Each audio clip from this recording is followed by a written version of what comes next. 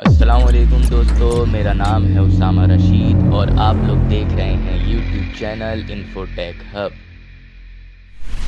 کیا آپ نے کبھی سوچا ہے کہ ایک ایسا آدمی جو خود کو خدا کہتا تھا، جو اپنے گھمنڈ میں اتنا ڈوبا ہوا تھا کہ انسان کے اوپر ظلم کرنا اس کا شوق بن گیا تھا، اس کا جسم ہزاروں سال گزر جانے کے بعد بھی کیوں زندہ مثال کے طور پر موجود ہے؟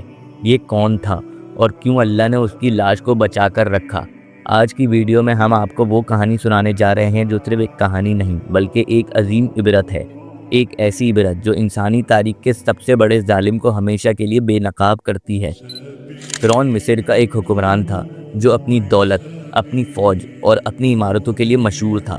یہ وہی فرعون تھا جو حضرت موسیٰ علیہ السلام کے دور میں حکومت کرتا تھا۔ اس کی فوج اتنی طاقتور تھی کہ ہر ملک اس سے ڈرتا تھا، لیکن اس کا سب سے بڑا گناہ یہ تھا کہ اس نے اپنے آپ کو خدا کہہ دیا تھا۔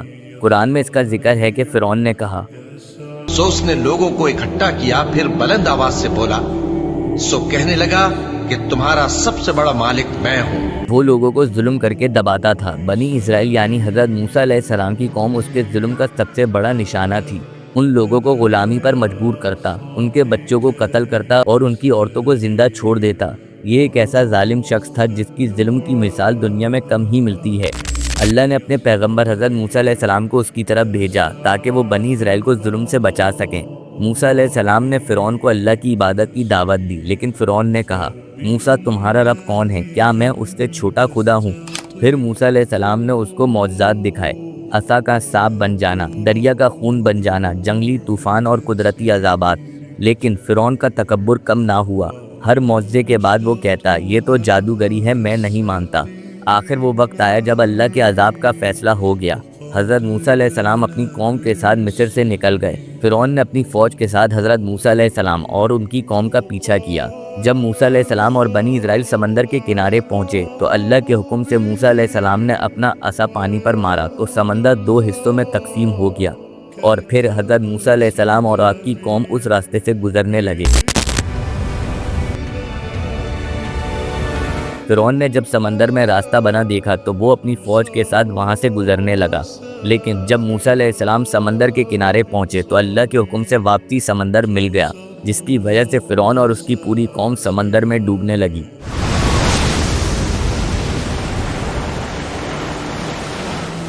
اس وقت فرعون نے کہا، میں ایمان لاتا ہوں اس رب پر جسے موسیٰ اور ہارون مانتے ہیں، لیکن اللہ نے جواب دیا، اب ایمان لاتے ہو جبکہ تم پہلے نافرمانی کرتے رہے۔ اللہ نے قرآن میں ایک اور عجیب بات فرمائی، آج ہم تیری لاش کو بچائیں گے تاکہ تو ان لوگوں کے لیے نشانی بن جائے جو تیرے بعد آئیں گے۔ یہ آیت اس وقت سمجھ نہیں آئی تھی، لیکن آج 3000 سال بعد لوگوں کو سمجھ آتی ہے کہ اللہ کی یہ بات کس طرح پوری ہوئی۔ اب سوال یہ اٹھتا ہے کہ ایک آدمی کا جسم اتنے سالوں بعد کیسے بچ گیا؟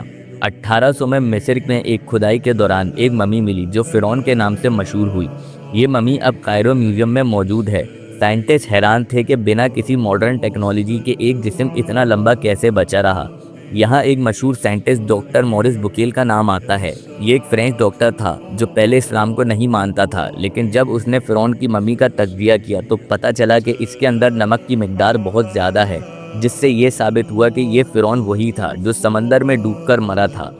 جب کسی نے اس ڈاکٹر کو سورہ یونس کی آیت دکھائی کہ اللہ نے کہا تھا آج ہم تیری لاش کو بچائیں گے، تو وہ سائنٹسٹ سوچنے پر مجبور ہو گیا کہ یہ بات 1400 سال پہلے کیسے قرآن میں لکھی ہوئی ہے۔ آخرکار پھر اس کے بعد وہ ایمان لے آیا۔ اللہ نے فرعون کا جسم اس لیے بچایا کہ ہر انسان یہ دیکھے کہ دنیا کی دولت، طاقت، فوج اور شان کچھ بھی نہیں ہوتی اگر انسان اپنے رب کے سامنے جھکتا نہیں ہے۔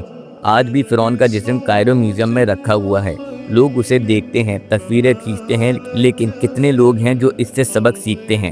اللہ کے معجزات سب کے سامنے ہیں، لیکن ہم پھر بھی اپنے تکبر میں ڈوبے ہوئے ہیں۔ اگر آپ لوگوں کو ہماری یہ ویڈیو پسند آئی ہو تو لازمی ہمارے چینل کو سبسکرائب کر دیں۔ ابھی کے لیے ہمیں دیں اجازت، اپنا بہت سارا خیال رکھیے گا۔ اللہ حافظ۔